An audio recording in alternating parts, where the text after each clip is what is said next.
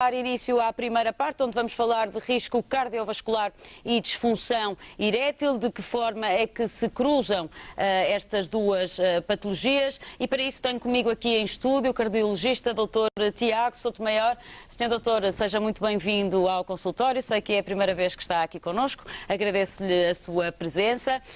Doutor, vamos abordar aqui o tema do Dia Mundial do Coração de uma forma um pouco diferente, não nos vamos dedicar só ao coração. Vamos começar por perceber o que é que tem de semelhante, digamos assim, estas patologias, a disfunção erétil e a disfunção cardiovascular. O que é que as une? Boa tarde. Em primeiro lugar, os meus cumprimentos aos telespectadores e agradecer-lhe o amável convite para estar aqui presente. E naturalmente essa é a pergunta que está na cabeça dos telespectadores: o que é que está um cardiologista ali a fazer, a falar de disfunção erétil? Pronto, e para isso eu vou sistematizar de que forma é que a cardiologia se relaciona com a sexualidade. Já vou alargar um pouco o âmbito da questão que me colocou e explicar que a cardiologia relaciona-se com a sexualidade em três aspectos. O primeiro, porque o cardiologista é o médico responsável por fazer o acompanhamento e o aconselhamento sexual das pessoas que já têm doença cardíaca. São pessoas que é uma população que tem mais disfunção sexual, e vamos perceber mais à frente porquê. E mesmo os que não têm disfunção sexual, têm quase todos muitas questões, muitas dúvidas, muitos medos. E, portanto, é importante... Relativamente à vida sexual. Relativamente, porque são doentes cardíacos, tiveram um infarto, foram operados ao coração, e agora o que é que eu vou fazer com a minha vida sexual? E, portanto, é o papel do cardiologista em informar, em discutir, em conversar sobre essas dúvidas e esses medos e orientar para que o doente cardíaco tenha uma atividade sexual tão gratificante quanto possível. Em segundo lugar, a cardiologia relaciona-se com a sexualidade pela questão dos medicamentos. Nós sabemos que 25% da disfunção erétil é causada por medicamentos e dentro dos medicamentos que estão mais vezes implicados como causadores da disfunção erétil, estão muitos medicamentos utilizados pelo cardiologista para tratar as doenças cardiovasculares. Portanto, é um cenário relativamente comum termos à nossa frente um paciente que tem disfunção erétil, que está a ser tratado com medicação cardiovascular, por exemplo, e estamos a falar de medicamentos comuns, alguns medicamentos para a hipertensão, para os triglicerídeos elevados, alguns antiarrítmicos, e, portanto, o cardiologista é chamado a ajudar nessa situação para, em primeiro lugar, perceber se há ou não relação entre o medicamento que está a fazer e a disfunção erétil, se há ou não uma relação causa e efeito, e se ficar convencido que sim, que há essa relação causa e efeito, então está aí mais um papel do cardiologista, que é tentar, dentro do possível, substituir a medicação cardiovascular por outro que proteja de modo igualmente eficaz o coração. Que não tem implicações. Precisamente, mas que não tem esse efeito lateral indesejado. E ao reverso da medalha, que é, temos medicamentos que são utilizados para a disfunção erétil, são medicamentos vasodilatadores, portanto está a ver que vão ter efeito cardiovascular. Portanto também temos o cenário de um doente que tem disfunção erétil, que precisa de um medicamento para a disfunção erétil, mas que precisa de ser avaliado pelo cardiologista, mais um papel, mais uma função, para saber se há alguma contraindicação para a toma do medicamento para a disfunção erétil. Portanto, há aqui de facto quase um casamento entre estas duas especialidades, embora a maior parte das pessoas não tenha esta noção. Como diz, a maior parte das pessoas, eu acredito que a maior parte das pessoas que nos estão a ouvir não perceberam muito bem o tema do que é que nós íamos falar hoje, porque é que o cardiologista estava aqui a falar de disfunção erétil ou de sexualidade. Ainda há uma terceira área, um terceiro aspecto onde se cruzam, que é o tema específico que me colocou. O risco cardiovascular e a disfunção erétil.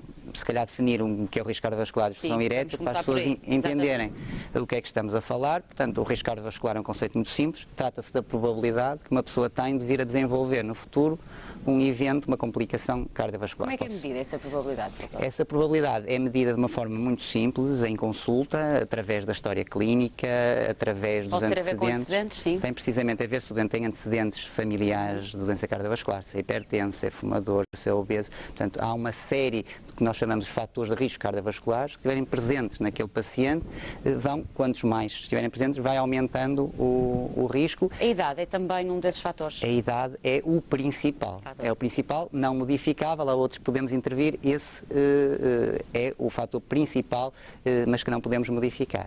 Os que podemos modificar, eu já sei o que é que vem por aí, o tabaco, os maus hábitos de vida, será, doutor? É aquilo que as pessoas não gostam de ouvir, mas hoje vamos perceber que essa modificação de estilos de vida e essa aderência a estas recomendações que as pessoas muitas vezes custa-lhes muito seguir, tem um efeito benéfico sobre o coração, tem um efeito benéfico sobre a sua função sexual. Falando agora então da disfunção erétil. A disfunção erétil consiste em a incapacidade de iniciar ou manter a ereção que permita uma relação sexual satisfatória. É aquilo que chamamos de impotência sexual? É aquilo que vulgarmente se chama impotência sexual, embora no conceito médico de impotência tenha a ver com uma disfunção erétil severa, mas aquilo que vulgarmente as pessoas conhecem por impotência é aquilo que em termos médicos se designa por disfunção erétil. E se 25% dos casos da disfunção erétil são provocados por medicamentos, a causa ainda mais frequente da disfunção erétil é a causa vascular. Ou seja, na maior parte dos casos, a disfunção erétil resulta de uma doença dos vasos do pénis. Ora, se os vasos do pénis estão doentes e não permitem se dilatarem o suficiente para o que é a ereção é um mecanismo vascular. Trata-se de artérias que dilatam, o pénis é preenchido por sangue, fica ereto e depois o sangue preenchido é que dá a forma ao pénis ereto. Portanto, quando esses vasos estão doentes, esse mecanismo não funciona de forma adequada e ocorre a disfunção erétil. E, portanto, se os vasos que levam sangue ao pénis estão doentes, na maior parte das situações, os vasos que vão levar sangue ao coração ou ao cérebro também vão estar doentes. E, portanto, é fácil de perceber porque é que as pessoas, o grupo das pessoas com disfunção erétil têm um risco aumentado de ter um infarto, um AVC, morte súbita cardíaca ou qualquer outra complicação cardiovascular. Portanto, quando ao ouvir tudo isto, doutor, podemos dizer que a prevenção deve estar em primeiro lugar, quer num caso, quer das pessoas que sofrem de problemas cardiovasculares, quer das pessoas que sofrem de disfunção erétil. Devem estar prevenidas, de certa forma, para esta problemática. Precisamente. Isso até, este conhecimento que eu estou agora a comunicar, até nos ajuda a nós cardiologistas como fator motivacional. Porque eu tenho à frente um paciente e depois depende muito se o paciente que está à minha frente está a chamada prevenção primária, ou seja, nunca teve doença cardíaca, esse doente é o mais difícil de motivar, ou aquele que já teve um infarto está muito mais receptivo. Agora tenho uma segunda arma para motivar as pessoas a deixarem de fumar, a fazer exercício físico, a terem uma alimentação adequada, a controlarem o peso, tudo aquilo que as pessoas no fundo já sabem. Que são os fatores de risco para as doenças cardiovasculares. E eu posso dizer às pessoas que nós hoje sabemos que ao fazer essa prevenção, está a ter um duplo ganho. Está a fazer prevenção da doença do coração e está a fazer prevenção de manter uma boa saúde da sua função sexual. Que é vital na nossa vida. Que é vital, que é importante para a qualidade de vida das pessoas e que não é primeiro nem o segundo paciente que eu tenho à minha frente que depois eu lhe explicar isso, doutor, dizia logo no início isso, que eu deixo já de fumar. Portanto, acaba até por ser um conhecimento importante como fator de motivação para as pessoas, portanto, estão a ter um duplo ganho pelas mesmas atitudes. Doutor, quando estas duas patologias se cruzam, acredito que seja muito difícil para a vida de um doente cardiovascular sofrer também de disfunção erétil. Como é que é feito este tratamento e este acompanhamento, mesmo a nível psicológico? Ok. Em primeiro lugar, a disfunção erétil é muito frequente nos doentes cardiovasculares e, portanto, quando temos à nossa frente um doente que tem doença no coração e que se apresenta também como disfunção erétil, temos que perceber o que é que está por trás daquela disfunção erétil. Para que ocorra a ereção muito rapidamente, não complicando muito, mas muito rapidamente para que ocorra a ereção é preciso que todo o aspecto psicológico esteja saudável. É importante que o cérebro dê ordem ao pénis, aos vasos do pénis através de nervos. É importante que os nervos estejam íntegros e saudáveis.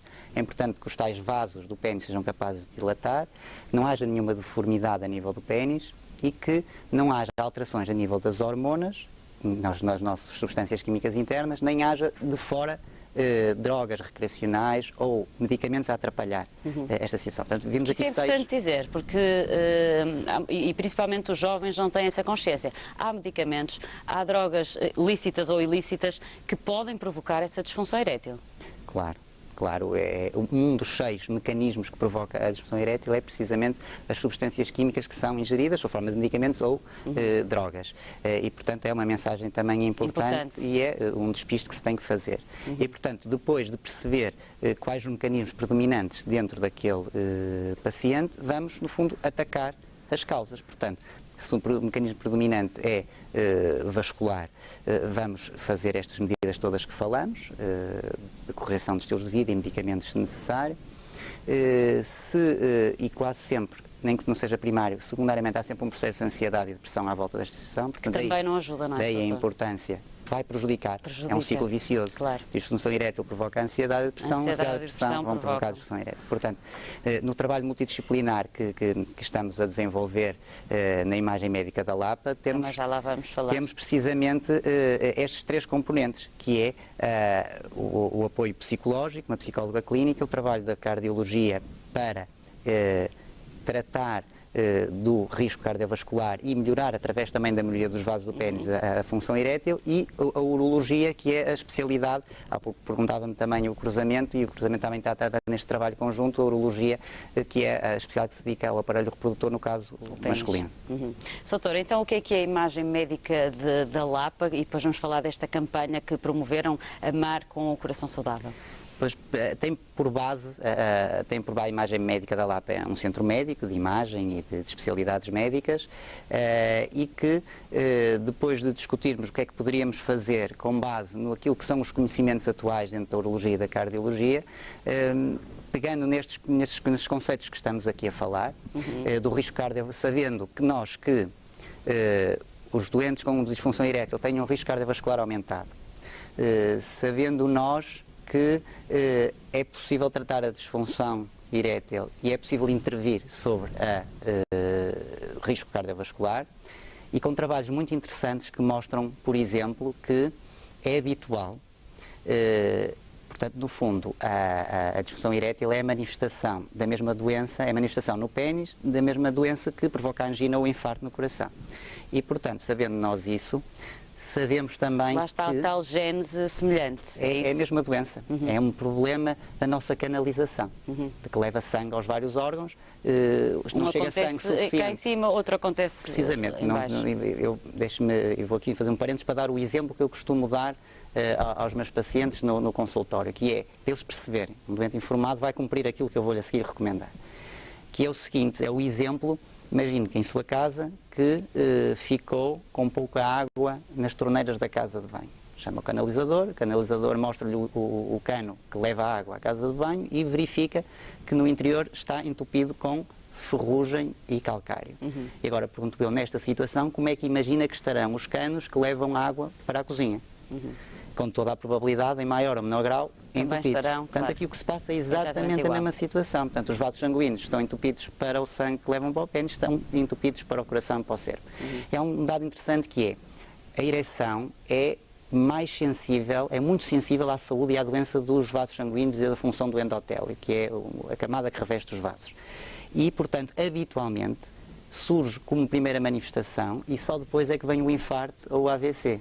Isto significa o quê? Significa que nós temos uma janela de oportunidade, a partir do momento em que surge a disfunção erétil, para intervir sobre o risco cardiovascular e evitar que o doente venha a ter o infarto ou o AVC. Isso como é que se faz na prática, doutor? Na prática faz-se com este trabalho multidisciplinar de pegar nos doentes que se apresentam com disfunção erétil, perceber quais destes é que têm um componente vascular importante e atuar sobre os estilos de vida, a alimentação, exercício físico, tabagismo, e evitar que o doente seja condenado, e até sabemos nesses estudos que em média dura 2 a 3 anos, é o tempo que separa entre aparecer a disfunção erétil até o infarto. Portanto, temos aqui 2 ou 3 anos para, juntamente com o doente, prevenir o infarto e evitar, diminuir a probabilidade de acontecer esse infarto.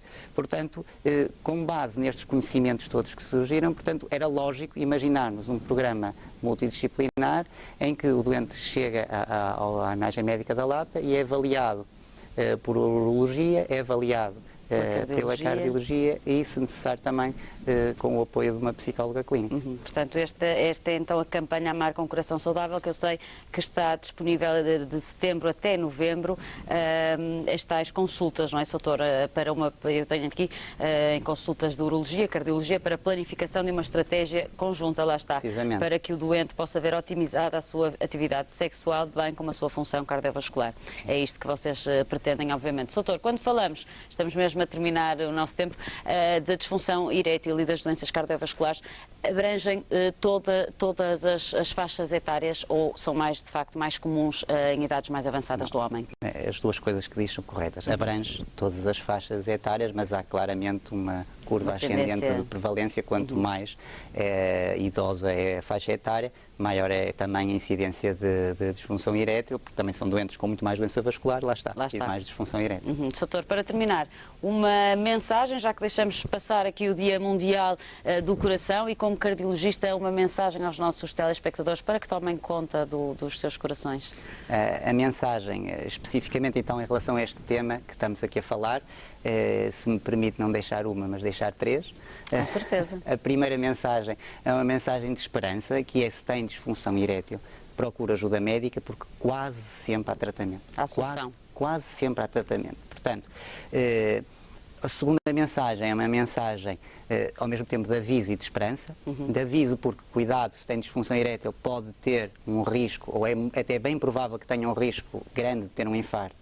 E, portanto, a mensagem de esperança na sequência desta é que, se procurar ajuda médica, vamos conseguir intervir. Portanto, não é só informação para deixar o doente ansioso, não, podemos corrigir e intervir.